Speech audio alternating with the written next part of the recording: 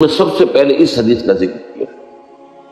اس کی وجہ کیا ہے کہ محدثین بھی ایک عمل کر رہے تھے، ایک جد و جہد کر رہے تھے، ایک محنت کر رہے تھے۔ حضور صلی اللہ علیہ وسلم کی احادیث کی جمع و تدوین بہت بڑی دیکھی تھی، پھر اس پر جرح و تعدیل، اس کے اندر بڑے خطرات تھے۔ کسی شخص کی ایسی روایت قبول نہ کر لی جائے کہ جس کے اندر فتنے کا اندیشہ ہو، جس نے کہ جھوٹ موٹ گھڑ کر کوئی بات ہے حضور کی طرف منسوب کرتی تھی۔ تو بڑی محنت طلب، مشقت طلب جد و جہد تھی۔ اس میں بھی اصل شے ان کے نزدیک جو ہے وہ نیت کا معاملہ ہے۔ یہاں اسی لیے اس حدیث کو سب سے پہلے لاتے ہیں کہ اس مجموعے کے مرتب کرنے میں اللہ کرے کہ ہماری نیت میں سوائے اللہ کی رضا اور آخرت کی جزا کے اور کوئی شے شامل نہ ہو۔ اب اس حدیث کے راوی ہیں امیر المومنین ابی حفص، حضرت حفصہ رضی اللہ تعالی عنہ حضرت عمر کی صاحبزادی تھی اور حضور کی زوجہ محترمہ۔ تو ابو حفص گویا کہ کنیت ہے حضرت عمر کی۔ عن امیر المومنین ابی حفص عمر بن الخطاب رضی اللہ تعالی عنہ قال سمعت رسول اللہ صلی اللہ علیہ وسلم یقول، انہوں نے فرمایا کہ میں نے سنا، بلکہ میں اضافہ کروں گا میں نے خود سنا اللہ کے رسول کو یہ فرماتے صلی اللہ علیہ وسلم۔ اصل میں بعض اوقات روایت شروع ہو جاتی ہے عن فلاں، اب عن فلاں ان سے روایت کیا گیا، اب یہ یقین سے نہیں کہا جا سکتا کہ انہوں نے یہ خود حضور سے سنا، یہ بھی تو ہو سکتا ہے کسی اور صحابی نے انہیں سنا دیا ہو، لہذا براہ راست وہ خود سامع نہ ہو سکتا امکان۔ جب عن سے بات ہو جائے گی صرف تو پھر وہ بات کافی نہیں ہوگی۔ یہاں یہ ہے کہ فرمایا قال سمعت رسول اللہ صلی اللہ علیہ وسلم یقول، میں نے خود سنا اللہ کے رسول صلی اللہ علیہ وسلم کو فرمایا۔ اب یہ متن ہے آگے جو حدیث کی، انما الاعمال بالنیات، اعمال کا دار و مدار نیتوں پر ہے۔ یہاں اگرچہ اعمال کا لفظ جو ہے عام آدمی سمجھے گا کہ عام ہے، عمل نیکی کا بدی کا نہیں۔ عربی زبان میں جو دو لفظ ہیں عمل اور فعل، فعل کی جمع افعال، عمل کی جمع اعمال، ان کے استعمال میں یہ فرق ہے قرآن و حدیث کے حوالے سے اگر ہم سمجھے کہ عمل کہتے ہیں اس کام کو جس میں مشقت لگتی ہو، محنت طلب ہو، جس کے بعد انسان تکان محسوس کرتا ہے۔ اسی لیے قرآن مجید میں عاملۃ ناصبہ، بعض چہرے ہوں گے قیامت کے دن جن پر تکان طاری، اس لیے کہ وہ ایگزاسٹڈ ہوں، اس کے لیے لفظ ہے عاملۃ ناصبہ تصلیٰ نارا حامیہ، اور یہ وہ لوگ ہوں گے کہ جو دہکتی ہوئی آگ کے اندر، تپتی ہوئی آگ کے اندر داخل۔ تو یہاں اصل میں گفتگو جو ہے وہ نیکی کے بارے میں ہو رہی ہے، اعمال۔ چنانچہ میں بعض آیات آپ کو اور بھی سناؤں گا، یہ مضمون اتنا اہم ہے کہ قرآن مجید کے اور احادیث کے بعد اور حوالے اس کے ساتھ میں دوں گا۔ مراد یہاں پر ہے نیک اعمال۔ اعمال انما الاعمال بالنیات، یہ نہیں ہے کہ آپ برائی کا کام کر رہے ہو، معصیت کا کام کر رہے ہو کہ میری نیت تو نیک ہے، یہاں پر اس کا اطلاق نہیں ہوگا، بدی پر نہیں ہوگا، برائی پر نہیں ہوگا، معصیت کے کام پر نہیں ہوگا، گناہ کے کام پر نہیں ہوگا۔ اس حدیث کا جو اطلاق ہو رہا ہے وہ نیکیوں پر۔ انما الاعمال بالنیات وانما لکل امرئ ما نویٰ، اور ہر شخص کے لیے وہی کچھ ہے، وہی اسے بدلہ ملے گا جس کی اس نے نیت کی۔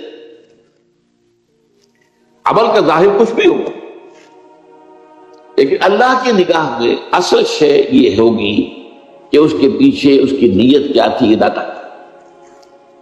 عرف عام میں ہم بھی کہتے ہیں الیکشن کا دور آنے والا ہے، وقت آنے والا ہے، اب بڑا چودھری، بڑا سرمایہ دار، محل میں رہنے والا وہ نکلتا ہے، گلیوں میں جاتا ہے، غریبوں سے ملتا ہے، بغل گیر ہوتا ہے، محلے کچیلے بچے ان کو بھی گود میں اٹھاتا ہے، پیار کرتا ہے۔ سب کو معلوم ہے کس لیے ہو رہا ہے، یہ کوئی نیکی نہیں ہے، یہ کوئی شفقت اور محبت جو ہے وہ نہیں ہے۔ بلکہ یہ تو دھندا ہے، انہیں ووٹ چاہیے۔ تو ہم بھی عرف عام میں یہ فیصلہ کرتے ہیں، لیکن بعض چیزیں تو جو کہ ہمارے مشاہدے میں بالکل نمایاں ہوتی ہیں لیکن بعض مخفی ہوتی ہیں۔ اس کے لیے تو انسان کے اندر جب تک سیلف سینسر پیدا نہیں ہوتا، ذاتی طور پر اپنے اوپر ایک محاسبہ کرتے رہنا کہ میں کیا کر رہا ہوں، کس لیے کر رہا ہوں، کہیں میری نیت میں کوئی فساد تو نہیں پیدا ہو گیا، کہیں شیطان کے کسی زیر اثر کوئی ملوث تو ہو نہیں ہو گئی ہے میری نیت کسی بدی کے ساتھ۔ تو انما الاعمال بالنیات وانما لکل امرئ ما نویٰ، جو کچھ اس نے نیت کی ہوگی وہی ملے گا، وہ نہیں کہ جو ظاہر سے اس کے عمل کے ساتھ۔ دنیا میں آپ کا معاملہ ہوتا ہے، نیکی کا کام ہے، اب کسی نے بڑی فاؤنڈیشن بنا دی ہے، اس سے جو ہے وہ لوگوں کو خیر پہنچ رہا ہے، اب کیا معلوم اس کی نیت کیا تھی۔ سرکار دربار میں رسائی کی اور اپنی انکم ٹیکس کے معاملات کے اندر جو ہے وہ چھوٹ موٹ حاصل کرنا، یہ مقصد تھا یا کیا تھا، اللہ جانتا ہے۔ لیکن یہ ہے کہ وہ کام دنیا میں تو ہم ٹیک میں نیکی کا کام ہے، بڑا کا اچھا کام ہے، لیکن یہ کہ اللہ تعالیٰ کے ہاں اس کا معاملہ سارا نیتوں کے حوالے سے طے ہو۔ اب ایک مثال دی حضور نے صلی اللہ علیہ وسلم، فمن كانت ہجرته الى اللہ ورسولہ فہجرته الى اللہ ورسولہ، تو جس شخص کی ہجرت ہوئی ہے اللہ اس کے رسول کی جانب، تو اس کی جو ہجرت ہے وہ اللہ اور اس کے رسول ہی کے حساب میں۔ ہجرت کیا تھی؟ حکم ہو گیا تھا کہ اب مکے کو خیر بات دو اور مدینے پہنچو، اہل و عیال کو چھوڑنا پڑے، مکے کے بھیڑیوں کے رحم و کرم پر چھوڑ حکم۔ اسی طریقے سے جو ادھر ادھر کے بکھرے ہوئے قبائل میں مسلمان تھے انہیں بھی حکم تھا کہ اپنے قبیلوں کو چھوڑو اور آؤ مدینے۔ اس کی وجہ کیا تھی یہ میں نے اپنی کتاب میں منہج انقلاب نبوی میں اس کو پوری طریقے سے واضح کیا دلائل کے ساتھ۔ اب وہ دور آ رہا تھا حضور کی جدوجہد میں کہ جس میں براہ راست تصادم ہونا تھا کفر کے ساتھ، لہذا ضرورت تھی کہ پوری قوت ایک مرکز پر جمع ہو جائے۔ اگر قوت منتشر ہے، کچھ لوگ یہاں ہیں، کچھ وہاں ہیں، کچھ یہاں ہیں، کچھ وہاں ہیں، تو کوئی ایک جو ہے مؤثر اقدام نہیں کیا جا سکتا۔ لہذا یہ ہجرت فکس تھی۔ اس سے پہلے 2 ہجرتیں ہوئی تھی، وہ والنٹری تھی، اختیاری تھی، حبشہ کی طرف۔ اس میں صرف اجازت دی گئی تھی کہ اگر یہاں کی سختیاں نہیں جھیلی جاتی، اگر صبر کا پیمانہ لبریز ہو رہا ہے، برداشت سے باہر ہو گیا معاملہ، جاؤ ٹھیک ہے چلے جاؤ، حبشہ میں جا کر پناہ گزین ہو جاؤ۔ وہ پناہ گزینی تھی اس لیے کہ وہاں ایک بادشاہ ہے جو نیک ہے، اچھا ہے، عادل ہے، منصف ہے، لہذا وہ ہجرت جو تھی وہ فرض نہیں تھی، وہ اختیاری تھی۔ یہ ہجرت فرض تھی اس لیے کہ یہ تو حضور کی انقلابی جد و جہد کے اندر ایک اہم قدم کی حیثیت رکھتی۔ اب ہجرت کا ظاہر کیا؟ کوئی شخص مکہ چھوڑ کر مدینے آ گیا ہے، ہم تو یہی کہیں گے نا، اور کیا کہیں۔ لیکن یہ کہ اس کی ہجرت کا اصل سبب اللہ اور اس کے رسول پر ایمان اور ان کی محبت اور ان کے حکم کی پیروی ہے یا کوئی اور مقصد ہے، یہ اللہ جانتا۔ اب اس کی 2 مثالیں تھیں۔ پہلے تو فرمایا فمن کانت ہجرتہ الی اللہ ورسولہ، اگر یہی ہے تو ان کی ہجرت جو ہے اللہ اور اس کے رسول ہی کے حساب میں رہے گی، انہیں اجر و ثواب پورا ملے۔ ومن کانت ہجرتہ لدنیا یصیبھا، اور جس کسی کی ہجرت ہوئی ہے دنیا کے حصول کے لیے، تاکہ دنیا حاصل کر لے، او امرأۃ ینکحھا، یا ہجرت کی ہے کسی عورت کے لیے کہ اس سے نکاح کرنا،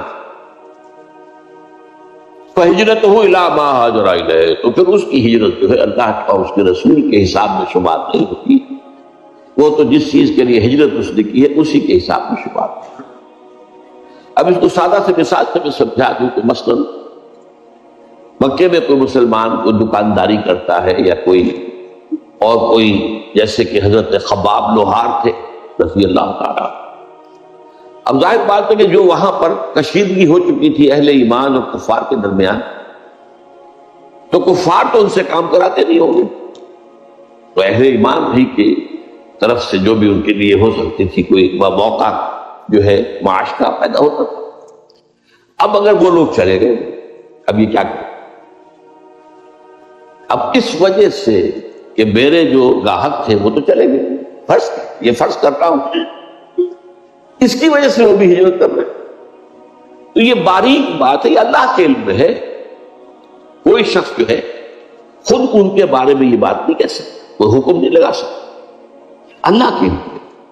تو اللہ تعالیٰ تو اپنے علم کے حساب سے حضور کو بتا رہا، حضور ہمیں بتا رہا۔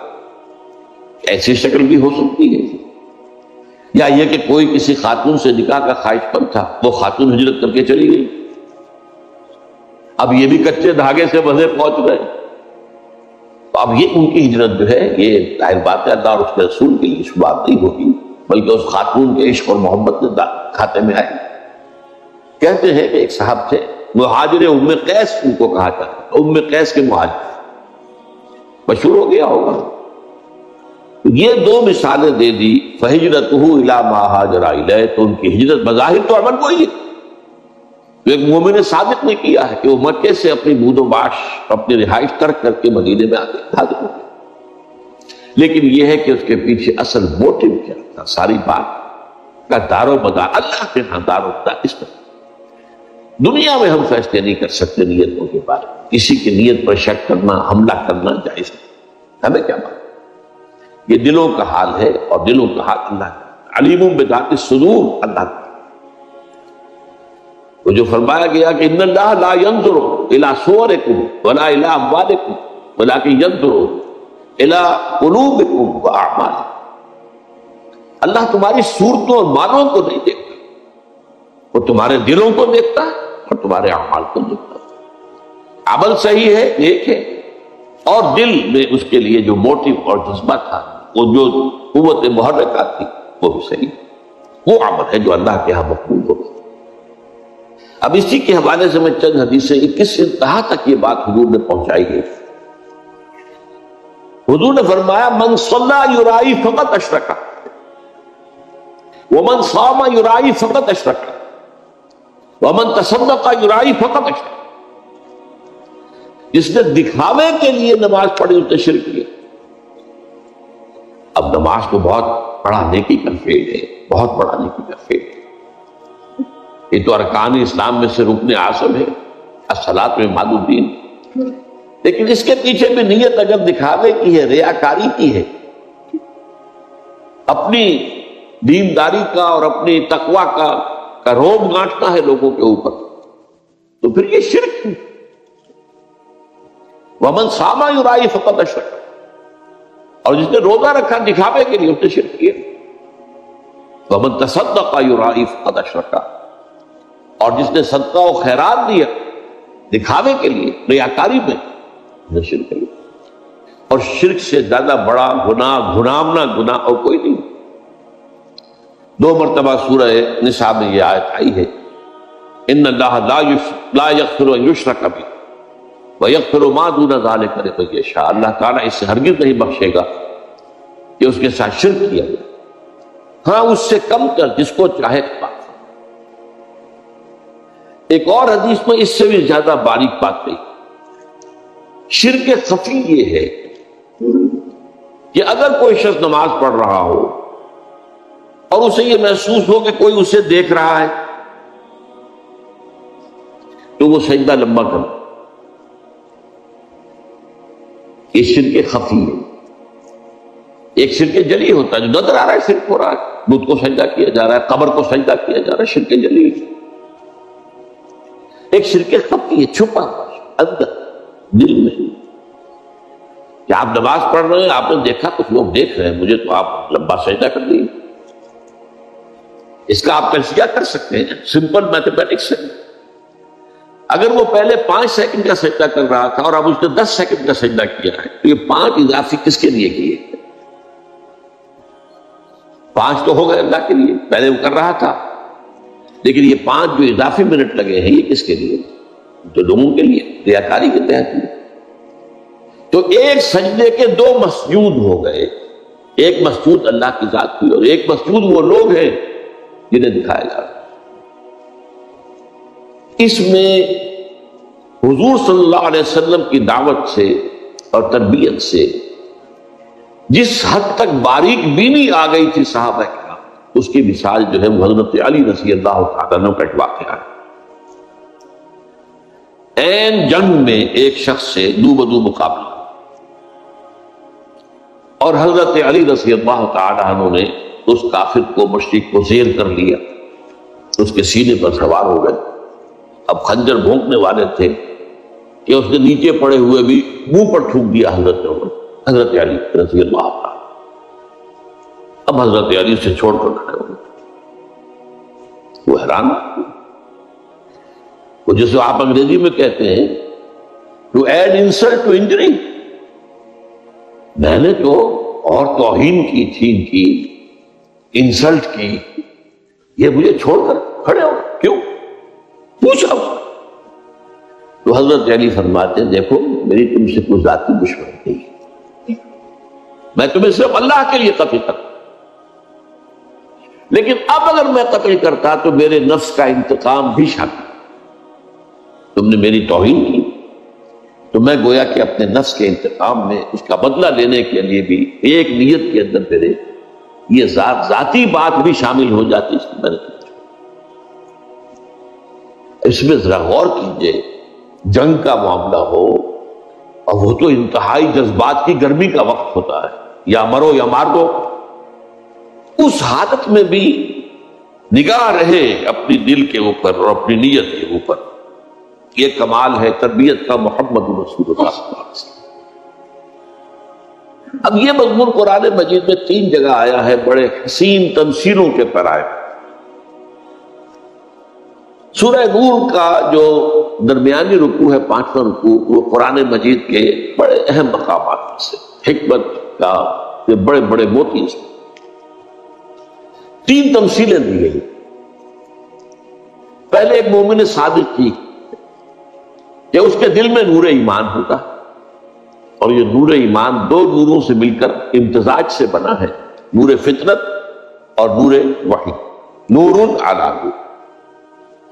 پھر اس کی شخصیت کی جھلک دکھائی گئی، اس کے اعمال کیسے تھے۔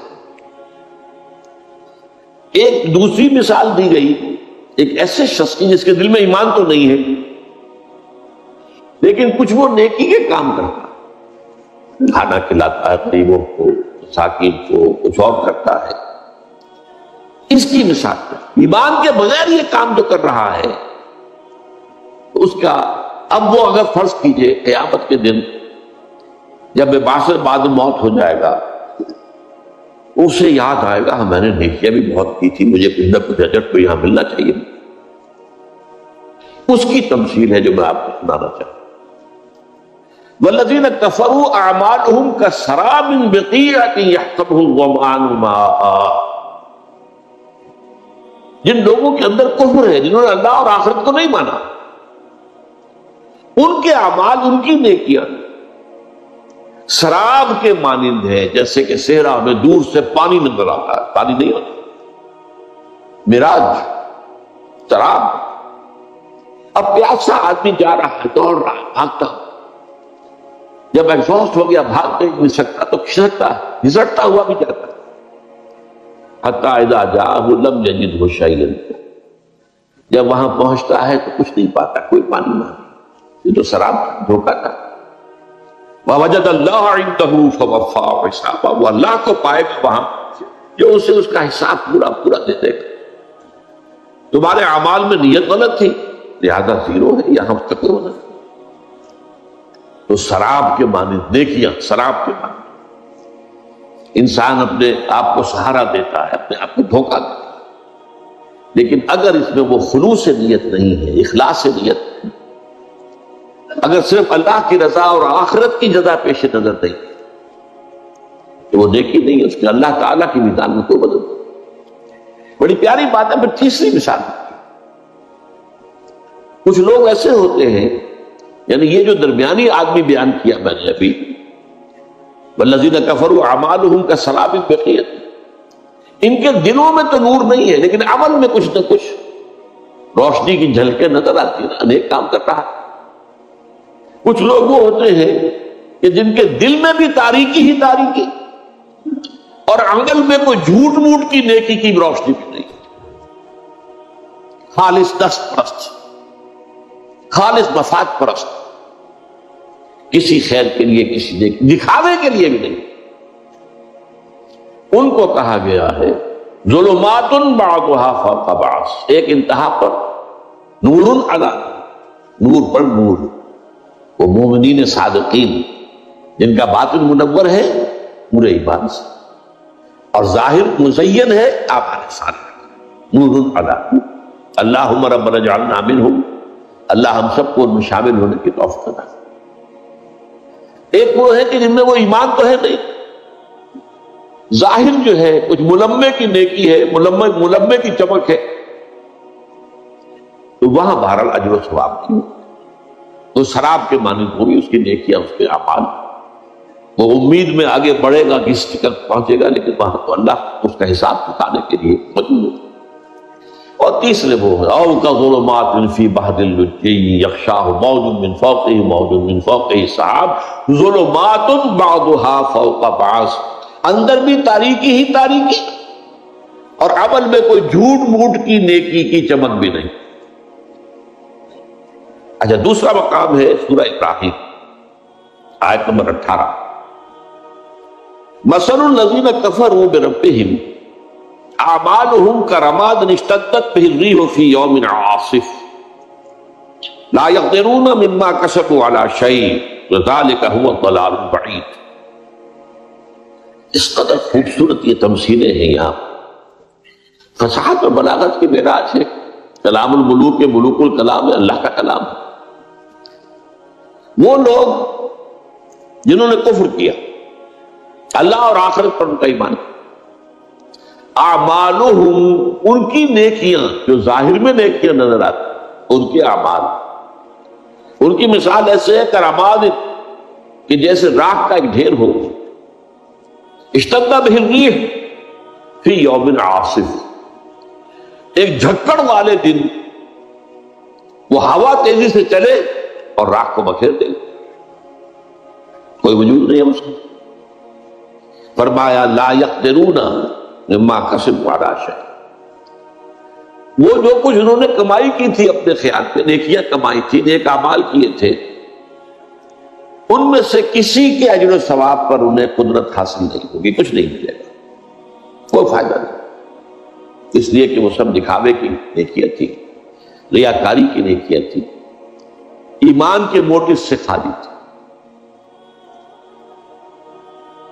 مثل الذین کفروا کفروا بربہم اعمالہم کرماد اشتدت بہ الریح فی یوم عاصف لا یقدرون مما کسبوا علی شیء ذلک هو الضلال البعید۔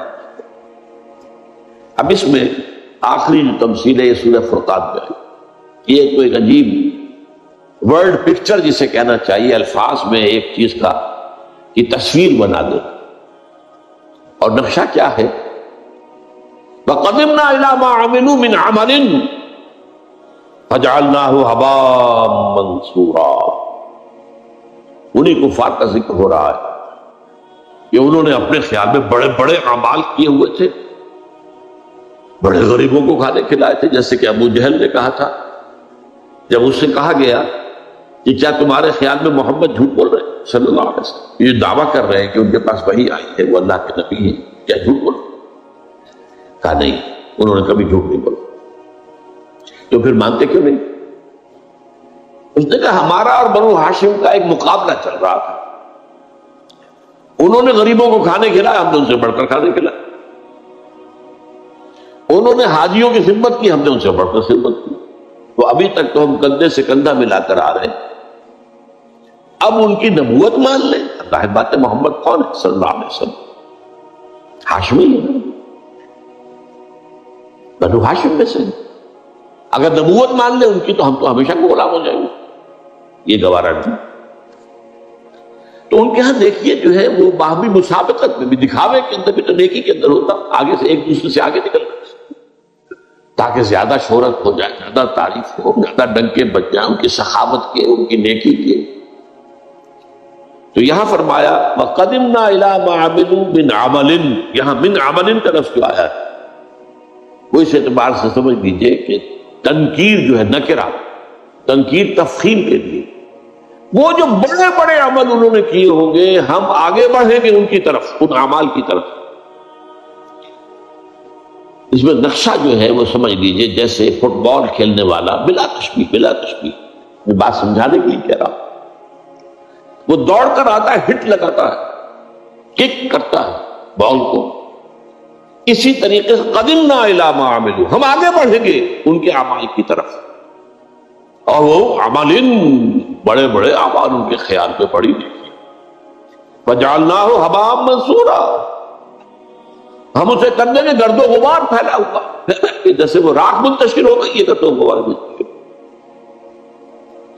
یہ تین تمثیلیں جو ہیں قرآن مجید میں اس ریاکارانہ نیکی کی، اور ان سب کے لیے سادہ ترین تشریح اور تفسیر اور تبیین وہ حضور کی حدیث ہے، اور یہی رشتہ میں آپ کو سامنے لانا چاہتا ہوں کہ قرآن اور حدیث کا رشتہ کیا ہے، تعلق کیا ہے۔ انما الاعمال بالنیات وانما لکل امرئ ما نوی فمن كانت ہجرتہ الی اللہ ورسولہ فہجرتہ